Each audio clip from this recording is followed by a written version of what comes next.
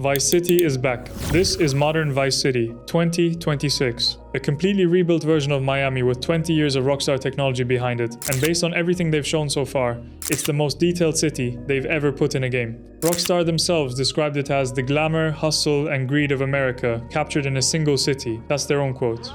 And from the trailers, the screenshots, and everything that's come out since pre-orders opened, they might actually be telling the truth this time. This video covers every confirmed location, every confirmed region, the real-world places Rockstar based each one on, and what the community has pieced together beyond that.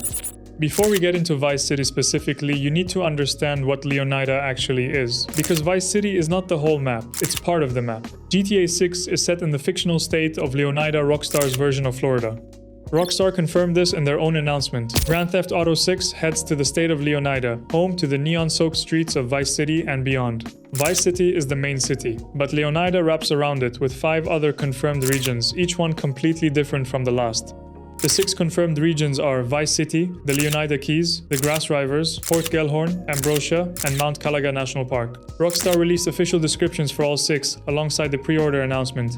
Think about what that actually means compared to GTA 5. GTA 5 had Los Santos and then Blaine County, basically a city and a desert. GTA 6 has a full Miami-scale city, a Florida Keys island chain, an Everglades-style swamp, an industrial coastal city, a rural interior region, and a national park with a mountain in it, all in the same game.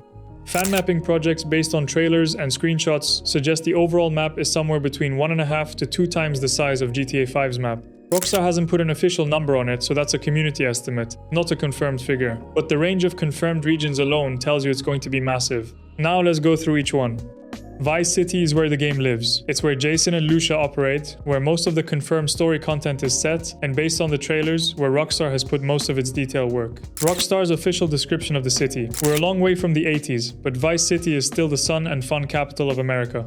Each neighborhood has something to offer, from the pastel Art Deco hotels and bright white sands of Ocean Beach, to the bustling panaderias of Little Cuba and the bootleg brands of the Tishawaka Flea Market, out to the VC Port, the cruise ship capital of the world.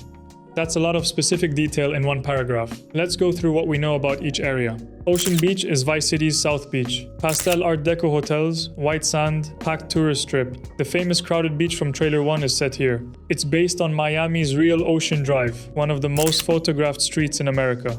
The screenshots show it looking almost one-to-one with the real thing: neon signs, vintage hotels, beach chairs, tourists. This one is confirmed directly by Rockstar in their own description. Just north of that sits the main neon-lit nightlife strip, busiest bar and hotel rows, glowing beachfront. Multiple trailer shots come from here. Rockstar hasn't officially named this district yet. Community mapping has identified it from trailer analysis, so treat the name as unofficial for now. Downtown Vice City is the financial core. Aerial shots in Trailer 2 show dense glass towers and elevated highways heavily inspired by Miami's Brickell district. The most intense urban mission content is expected here. Not officially named yet, but clearly visible in multiple trailer frames. Little Cuba is confirmed directly by Rockstar in their official description, based on Miami's Little Havana. Cuban-American cultural imagery, architecture, panaderias, confirmed as an active part of the city with its own criminal element tied to the story.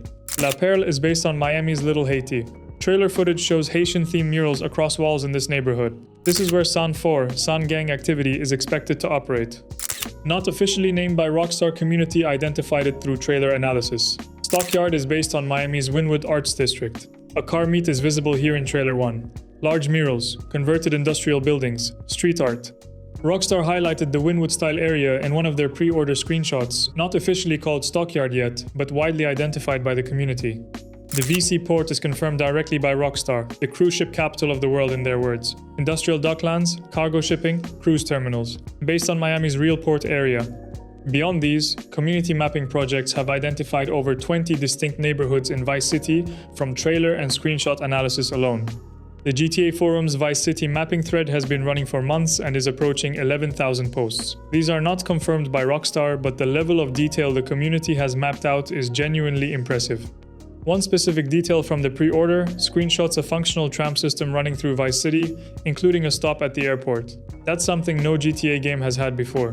Public transit you can actually ride. Now out of the city and into the water. The Leonida Keys. Rockstar's official description. The dress code is casual, the bars are loaded. Life in this tropical archipelago isn't flashy, but it's easy. Get your buzz on and pull up a deck chair. But look out, you are right on the doorstep of some of the most beautiful and dangerous waters in all of America. Based on the real Florida Keys, small islands connected by long bridges over turquoise water. This is where Jason lives at the start of the game, working for Brian Hedder's drug smuggling operation out of a boatyard. Jason and Lucia's starting apartment is confirmed to be in this area, as seen in trailer 2. Fan mapping suggests the Keys stretch further east than early estimates showed multiple connected islands linked by the kind of long, flat bridges you'd recognize from the real Florida Keys. The community has identified what appears to be multiple distinct fishing spots, waterfront bars, and small marinas along the route. That's not officially confirmed, but it matches the geography closely. This is the region where the kayak and the squallow boat from the Ultimate Edition make the most sense. Too many channels and shallow waterways for a big vehicle. You're getting around slowly, exploring properly. Next, the one that looks completely different from everything else on the map. The Grass Rivers. Rockstar's official description, the untamable jewel of Leonida's crown. You never know what lies beneath the surface of this primordial expanse. The gators may be the most famous attraction, but there are far deadlier predators and weirder discoveries among the mangroves. This is Rockstar's Everglades. Swamp, mangroves, gators, things described as weirder discoveries, which could mean anything from hidden criminal operations to genuinely bizarre Florida encounters. Trailer 2 includes a sequence here showing armed individuals around alligator carcasses, loading them into a truck. The biker convoy from the Ultimate Edition Dominator buggy description is confirmed to operate in this region. The mud clap referenced in the official buggy screenshots is active here. Based on fan-matched trailer footage and Rockstar's own screenshots, confirmed animals in the Grass Rivers include alligators, deer, and various birds. Rockstar describes far deadlier predators beyond gators, which the community has taken to mean either panthers or something else entirely. 3 more confirmed regions, each one a completely different vibe. Port Gellhorn. Rockstar's official description calls it Leonida's Forgotten West Coast. Official artwork shows abandoned attractions, industrial docks, truck stops, motels, warehouses, and working rail lines. Based on Tampa's real industrial port area. This is the rundown. Working class side of Leonida. No beaches, no neon, just industry and decay.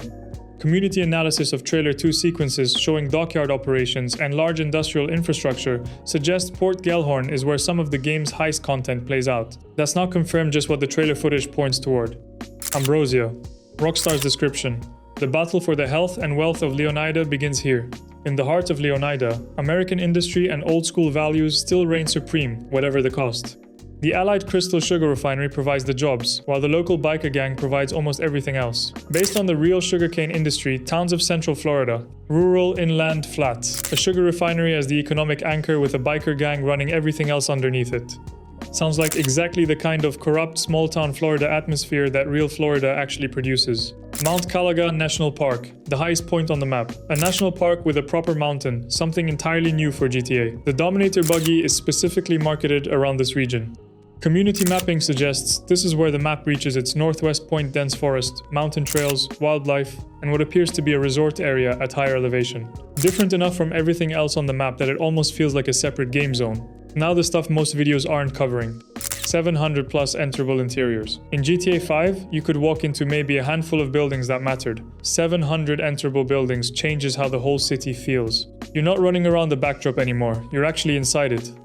This figure has come from multiple credible sources. Rockstar hasn't put an official number on it yet, but it's widely treated as accurate. A functional Vice City Metro, a tram system that stops at multiple points across the city, including the airport. You can ride it. Public transit in GTA for the first time. That's in the confirmed pre-order screenshots. Vice City International Airport confirmed from trailer footage and pre-order screenshots. Likely functions as a fast travel point between regions. Dynamic weather that actually affects gameplay, not just visual rain, but hurricanes, flooding, weather events that change how you move through the world and potentially affect the economy. This comes from leaked footage and multiple credible source reports. Not officially confirmed by Rockstar, but credible enough to mention. Marine wildlife visible in trailers and screenshots. Dolphins, sharks, sea turtles, flamingos, pelicans. The dolphins were in the very first trailer, and based on the scuba gear visible in the squallow boat screenshots, you're actually going underwater to interact with some of it. Shipwrecks and underwater exploration based on the confirmed scuba gear and community analysis of underwater trailer frames. Multiple potential dive sites identified in the Keys region. Not confirmed, but the gear is there for a reason. One more thing worth knowing exists, even if you shouldn't build expectations around it: Gloriana State. A license plate with that name is visible in trailer footage. Some community members have theorized there's a second playable state connected to Leonida. Rockstar has said nothing about this. It's there, it's real, what it means is completely unknown. So that's the full picture of what we know. Vice City at the center, Ocean Beach, Little Cuba, the port, the neon nightlife strip, the financial district, a tram system. 5 other regions wrapped around it: the Keys, the swamps, the industrial coast, the sugar country, and a national park with a mountain. 700 enterable buildings, dynamic weather, dolphins, public transit, underwater exploration. And Rockstar saying it's the biggest, most immersive world they've ever built, which, coming from the studio that made Red Dead Redemption 2, is not a small claim. Which region are you going to explore first when the game drops November 19th? Drop it below.